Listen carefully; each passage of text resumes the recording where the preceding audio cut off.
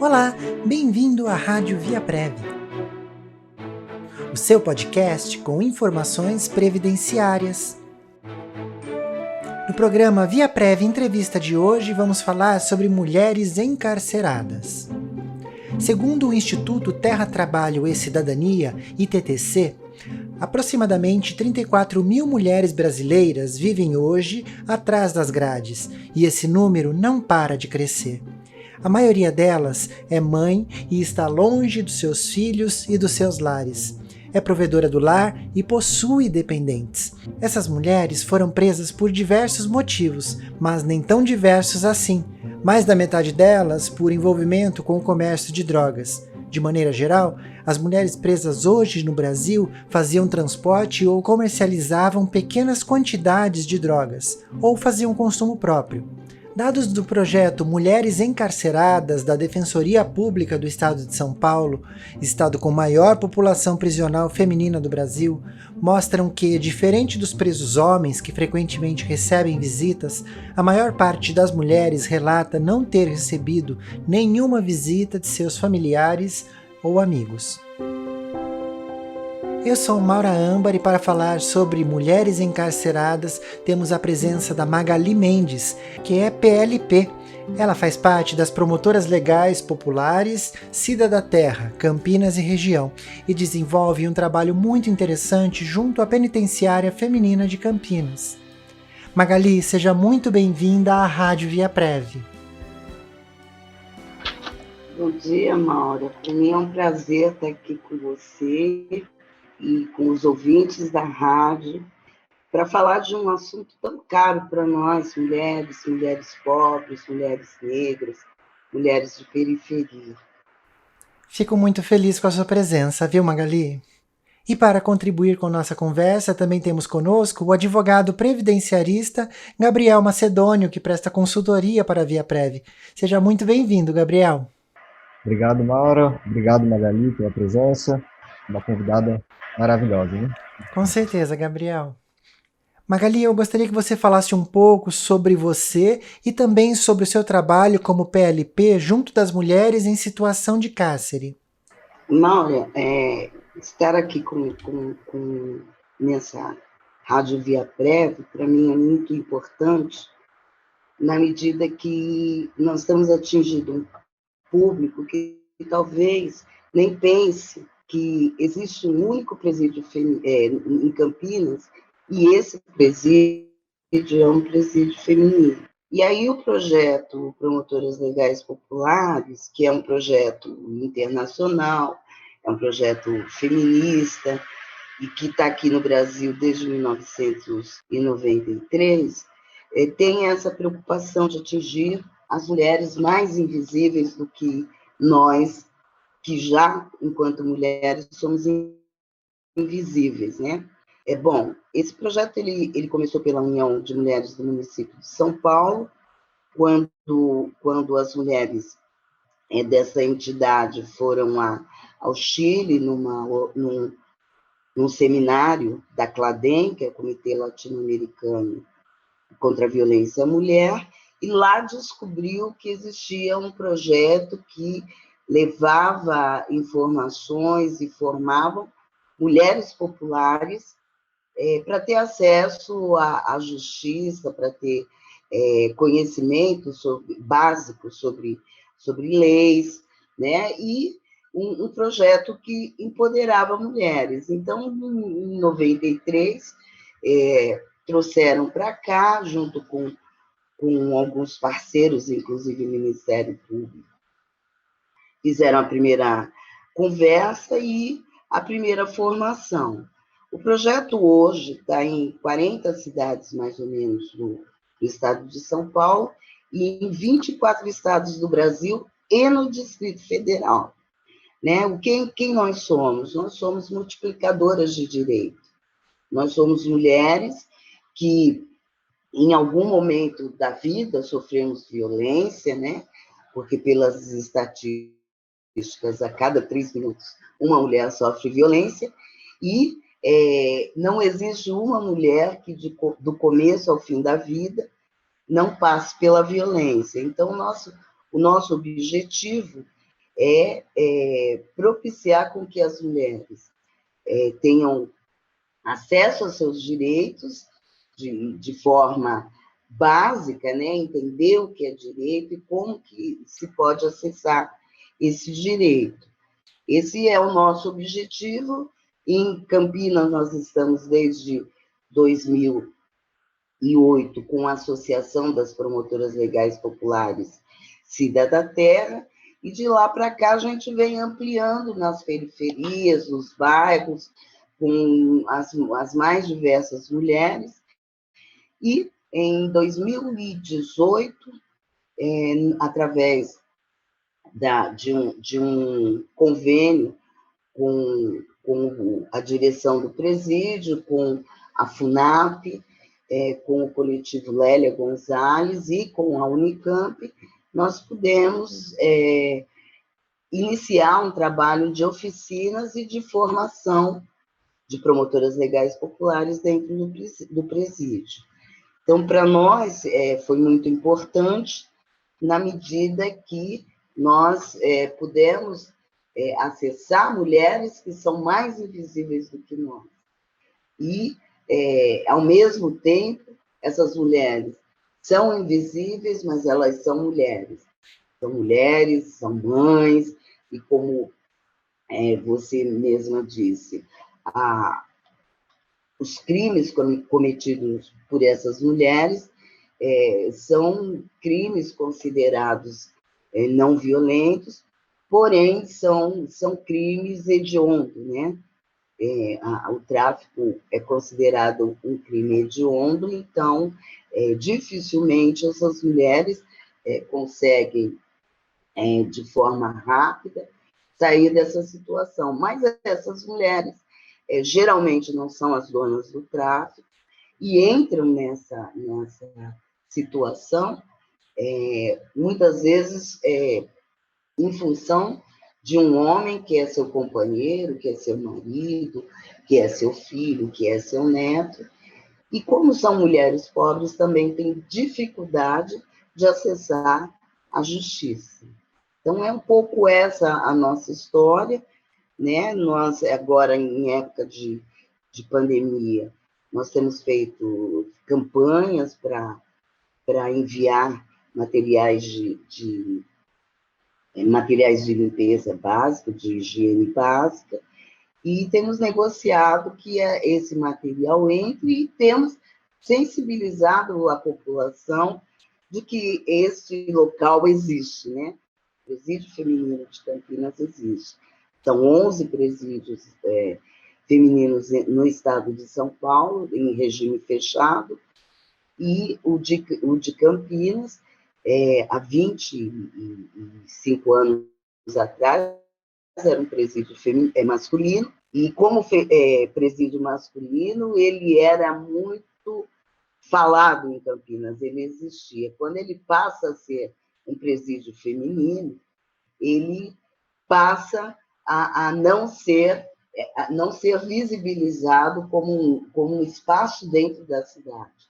E daí a necessidade da gente dialogar sobre isso, daí a necessidade da gente saber, porque do nosso ponto de vista, enquanto promotoras legais populares, se está dentro da cidade é problema nosso, né? Nós não somos a justiça, nós não somos o direito, mas nós somos cidadãs que também devem olhar para a cidade e pensar nos problemas que a cidade tem. E aí, como você mesma falou, essas mulheres são abandonadas muitas vezes pela família e muitas vezes pelo próprio Estado, né? Então, pensar nessas mulheres e conseguir contribuir para que, quando elas voltem à sociedade, elas tenham mais segurança, que elas busquem outros caminhos, é muito necessário. Nossa, muito bom, Magali. Esse panorama que você traz para a gente, você que acompanha de perto a realidade das mulheres encarceradas, traz para a gente uma visão que quem não lida com essa situação nem imagina, não é? Eu queria te colocar outros dados e saber a sua impressão sobre isso. Segundo o relatório Mulheres em Prisão, enfrentando a invisibilidade das mulheres submetidas à justiça criminal, feito pelo ITTC, Instituto Terra, Trabalho e Cidadania, de acordo com os dados, 68% das mulheres encarceradas são negras, 57% são solteiras, 50% têm apenas ensino fundamental e 50% têm entre 18 e 25 anos. Magali, você que conhece tão de perto a realidade das detentas, como que você interpreta esses números? Bom, os números falam por si só, né? São mulheres pobres, com um aumento significativo de mulheres negras, são mulheres que não tiveram acesso ao ensino superior, por exemplo. Isso também faz com que a interpretação possível seja que o racismo e o machismo estrutural estão atuando com muito sucesso, né?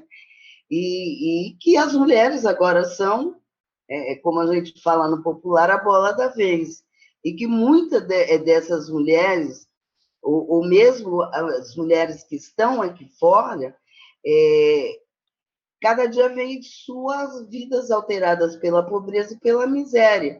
E, às vezes, não consegue perceber esse movimento perverso que há contra nós, mulheres. Né? E aí a gente precisa começar a atuar levando informação e sensibilizando a sociedade. Né? Tem alguma coisa errada. Né? É verdade. E aí nós, como promotoras legais populares, o que a gente tenta é exatamente esse movimento de sensibilizar a sociedade, de sensibilizar advogadas e advogados, dialogar com instituições, dialogar, por exemplo, com a Defensoria Pública, para que atuem, né, no sentido de que essas mulheres possam ter os seus direitos garantidos, né? E aí a gente pensar que não é à toa que que aumenta média de 500% nos últimos 10 anos o número de mulheres encarceradas. Né? Então, me parece que, nesse momento, a gente tem que enxergar isso como uma criminalização da pobreza, né? Como uma criminalização das mulheres que são as seres humanas mais pobres do mundo. E entre as mais pobres, as mulheres negras são ainda mais pobres, né? Então, por exemplo, aqui no Brasil, nós somos 52% de mulheres e entre as mulheres, 44% são mulheres negras. Então, a gente enxergar isso com sensibilidade, né? Tem alguma coisa errada acontecendo. E aí a gente precisa atuar sobre isso. Então, a minha visão é que os números falam por si só. Existe, por exemplo, para nós mulheres, uma vitória, para nós mulheres e para nós negros, uma vitória que foi sensibilizar a academia, sensibilizar os pesquisadores, para que esses dados viessem com mais precisão para a sociedade. Agora, me parece que o segundo momento é a gente fazer esse dado ser visibilizado e sensibilizar esses dados. Com certeza. E uma outra situação, quando essa mulher que acabou de cumprir sua pena chega na sociedade novamente, quais são as chances dessa mulher egressa voltar ao mercado de trabalho? Bom, do nosso ponto de vista, são duas coisas, né? Uma coisa é garantir que essa mulher tenha acesso à justiça, portanto, o processo dela ande, né, que ela consiga, porque muitas dessas mulheres estão lá dentro, mas ainda não foram julgadas. Né? E muitas dessas mulheres, e aí o doutor pode falar melhor do que eu, esses termos jurídicos, mas muitas dessas mulheres já poderiam estar na rua. E nós, promotoras legais populares, defendemos que por essas mulheres serem mães, por essas mulheres serem avós, por essas mulheres serem arrimo de família, elas cumpram penas alternativas, né? Inclusive com esse dado de que os crimes que elas cometem não são crimes violentos. Então, há uma possibilidade dessas mulheres cumprirem suas penas de forma alternativa. Essa é uma coisa. A outra coisa é que nós estamos numa sociedade patriarcal, numa sociedade machista, numa sociedade que condena as mulheres, né? Mesmo as mulheres que não estão em conflito com a lei, né? Então, o fato de ser mulher já é uma questão de discriminação na sociedade. Essa é uma coisa. Quando você está em conflito com a lei, ou esteve em conflito com a lei, quando você sai, né, você é triplamente discriminada. Né? Então, a dificuldade de arrumar emprego é maior, a dificuldade de se relacionar com a sociedade, de acessar seus direitos, ela é muito maior. Por quê? Porque o preconceito ele incide sobre a sociedade, portanto, incide sobre as pessoas. E nós não estamos falando de mulheres que têm um poder econômico razoável, nós estamos falando de mulheres pobres, nós estamos falando de mulheres com pouca escolaridade. Então, a dificuldade ainda é maior nesse sentido. Então, pensar a necessidade de inserir essas mulheres na sociedade é muito importante, né? E eu falo em inserir porque se essas mulheres chegaram a esse ponto é porque nós, ou a sociedade, não deu conta de inseri-la, de fazer com que ela fizesse parte. Então, nós não estamos, na verdade, reinserindo, nós estamos pensando na inserção, que ela se pense como uma cidadã, que ela se pense como um ser humano, que ela se pense como alguém capaz de ter uma vida normal, ou uma vida possível, com dignidade. Né? Acho que é um pouco isso que a gente pensa e tem trabalhado. Perfeito, Magali. Na verdade, não é uma reinserção, então podemos entender que ela será inserida pela primeira vez para, quem sabe, começar a ser vista, então, como cidadã e ter todos os benefícios que isso deveria acarretar, não é?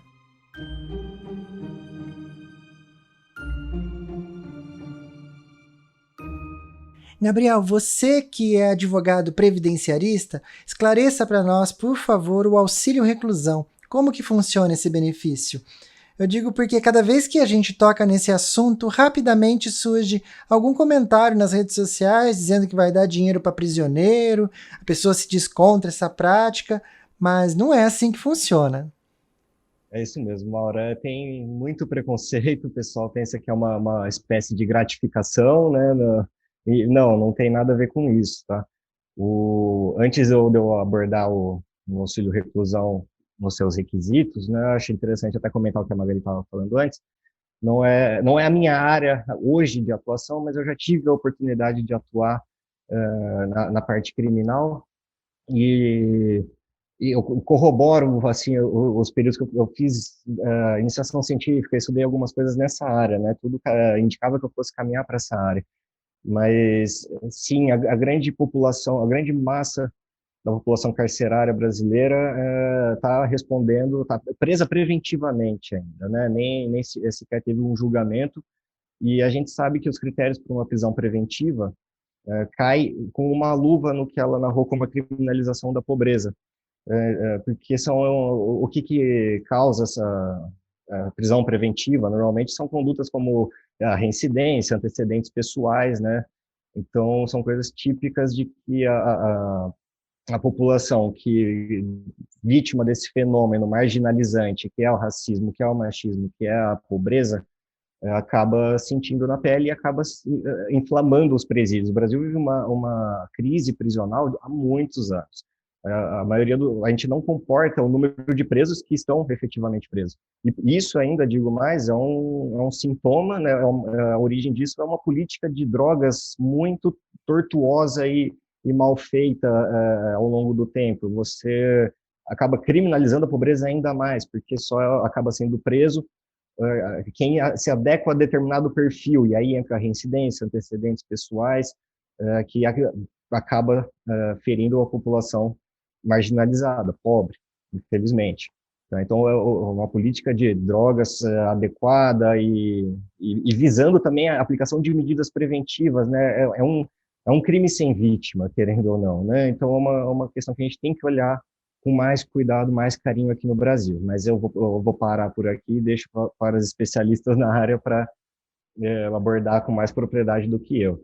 Voltando para o auxílio reclusão, é um benefício que está na classe dos benefícios destinados aos dependentes do segurado, né? Então, aquele que paga o INSS, se acontece alguma coisa e vem a óbito, por exemplo, ele deixa uma pensão, se vai preso, acaba podendo deixar o auxílio reclusão, tá? Que é destinado à família, os dependentes do segurado ou da segurada que foi preso, tá?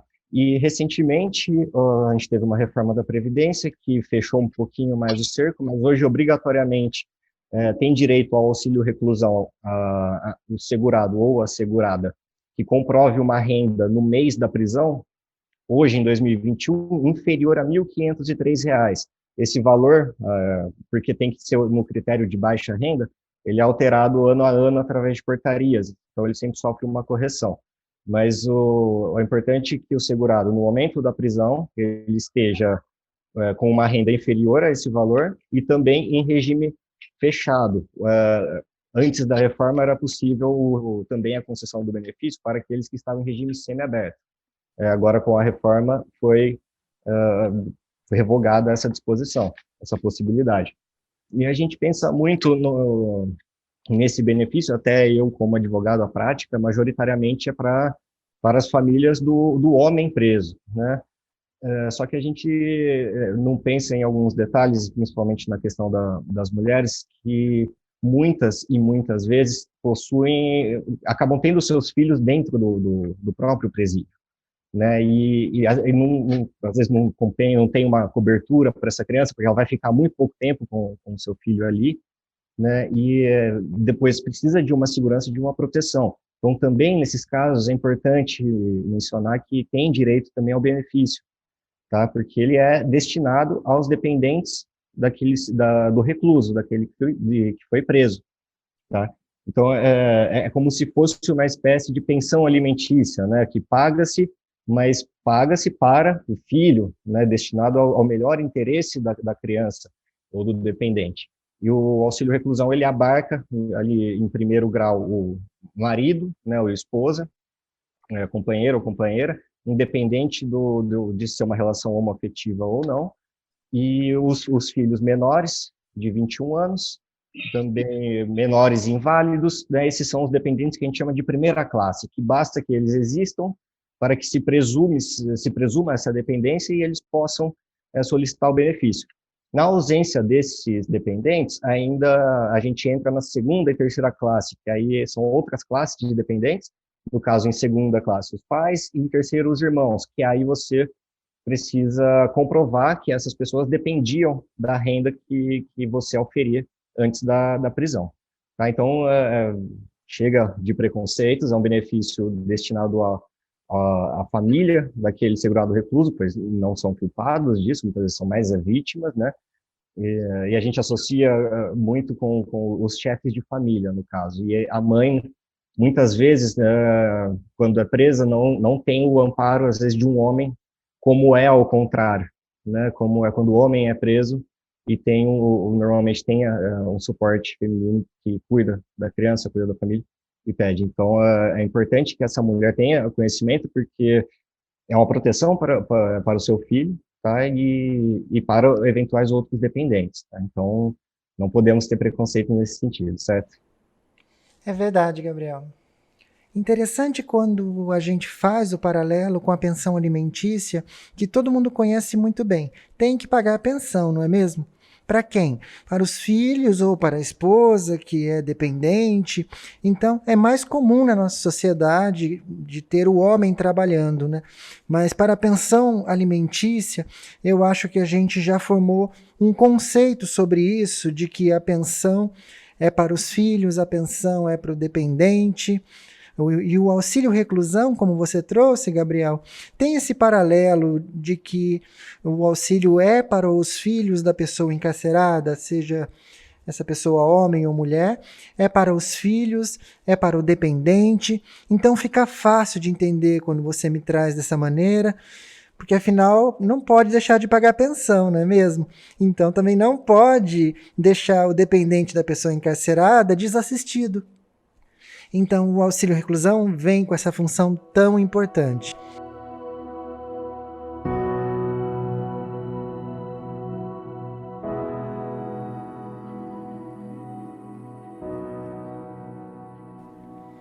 Magali, você me falava na nossa reunião de pauta que a Associação Cida da Terra de Promotoras Legais Populares vem fazendo uma campanha para a construção de casas para as mulheres egressas, que são as mulheres que saem do cárcere, que já cumpriram, né, com a sua pena, e quando saem, acabam ficando desassistidas, e a associação está com essa campanha para construir casa para essas mulheres.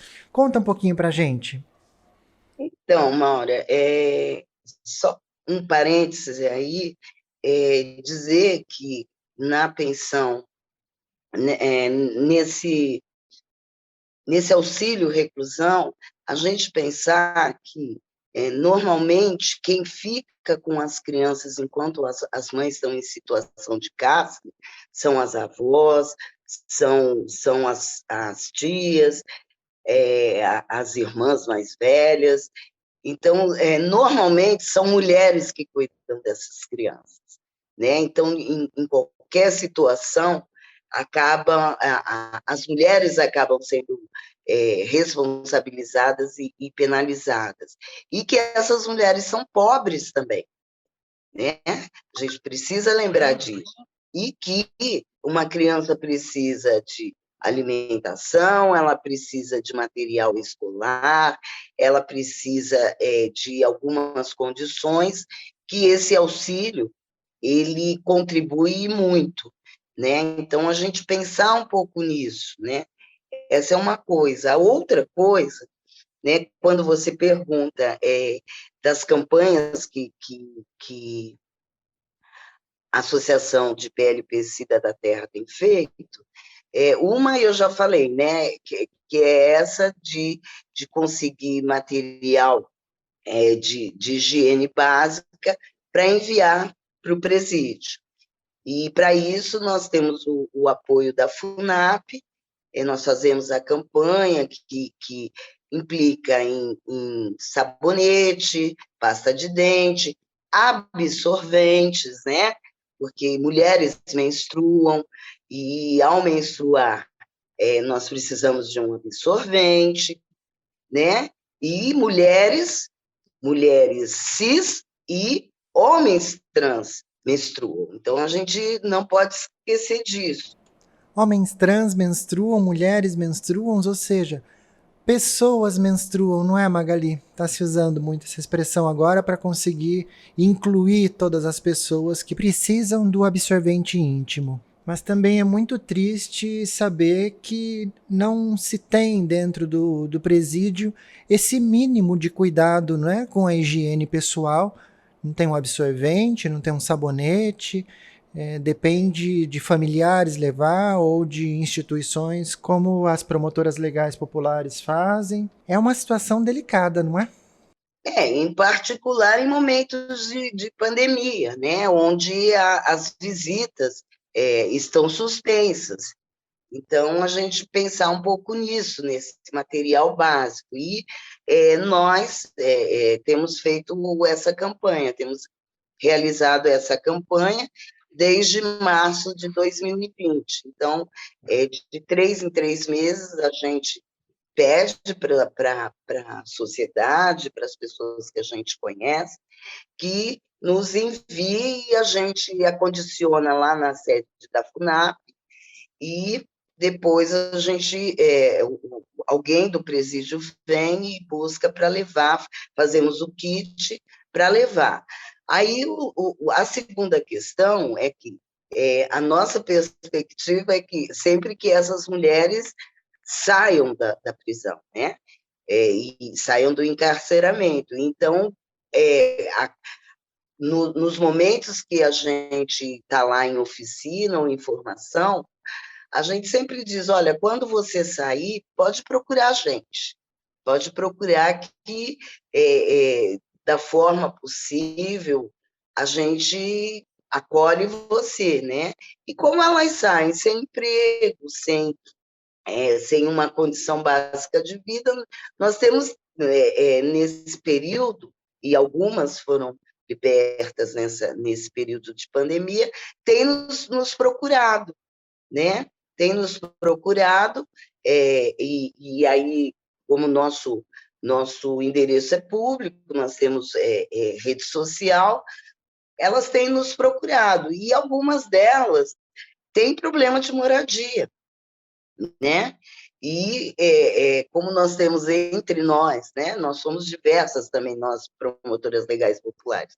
Algumas mulheres que são engenheiras ou técnicas e têm pensado como contribuir, né? E nesse momento, o mês passado, nós terminamos uma campanha e conseguimos um material para terminar, né, uma casa que estava numa situação precária, para que essa egressa em particular pudesse ter sua vida. Por quê? Porque a moradia é uma condição básica, né, de vida. Né? Se você não tem onde morar, a probabilidade de você voltar a fazer, a ter problemas com a lei, né, a voltar para o cárcere, é muita. Então, a gente pensa nisso. Isso resolve? Isso não resolve, mas contribui.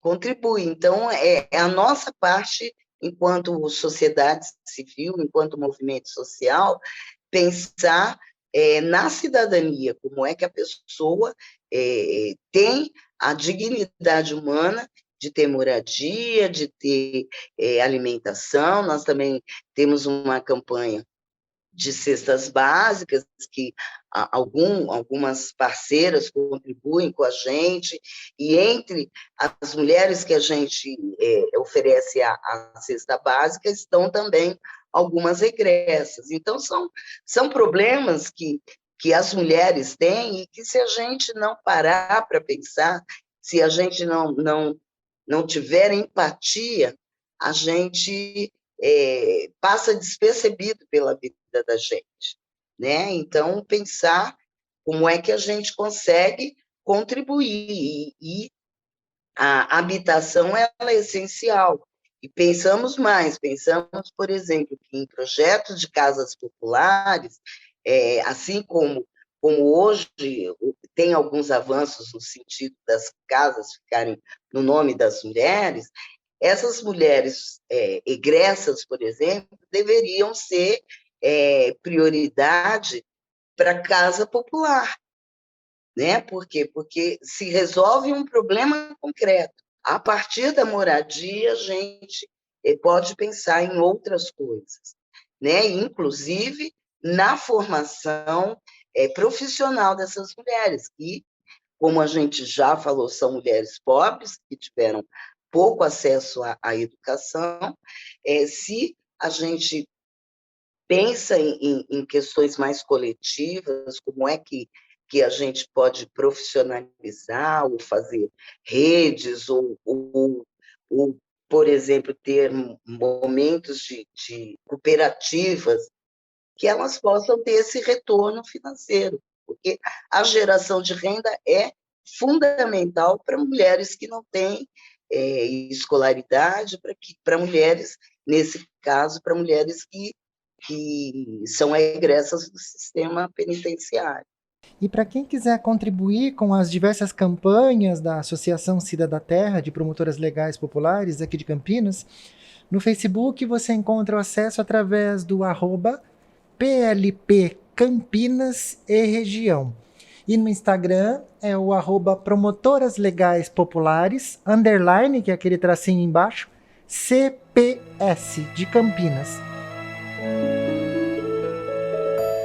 E Magali, fica aqui o convite aos empresários para que tenham empatia pela mulher egressa, dando a oportunidade de um emprego digno para que ela tenha condições de reconstruir a sua vida com dignidade, não é?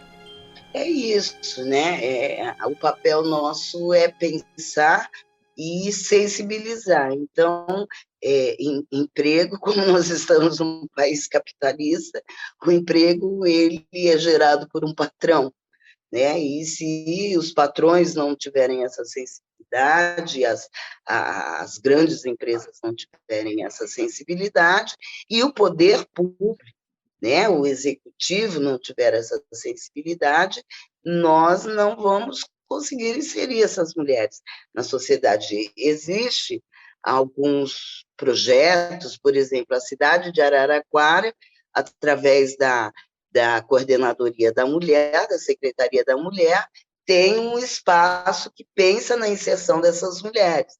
Então, inclusive em serviços públicos, né? Então, isso é muito importante. Isso é muito importante por quê? Porque no nosso caso, aqui em São Paulo, 35% das mulheres que estão em situação de cárcere estão no estado de São Paulo. Então, e São Paulo é o estado mais rico da União.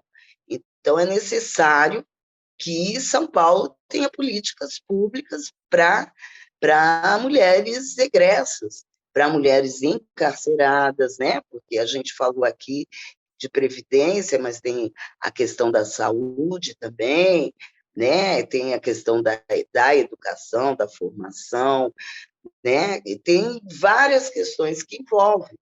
E o número de mulheres encarceradas tem aumentado muito nos últimos 10 anos, né? E nesse momento de pandemia, se já está difícil para as mulheres em geral, onde aumenta o número de feminicídios, onde, por exemplo, no Brasil, o primeiro caso de Covid foi de uma trabalhadora doméstica, negra, moradora de periferia.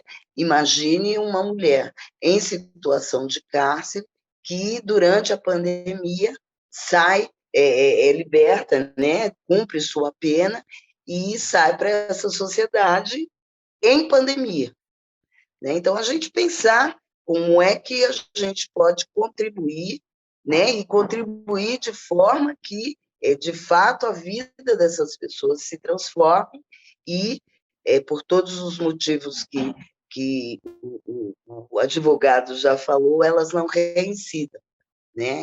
A nossa maior preocupação é essa, né? É que se existe a criminalização da pobreza e que ela se transforma e que ela tem gênero, né?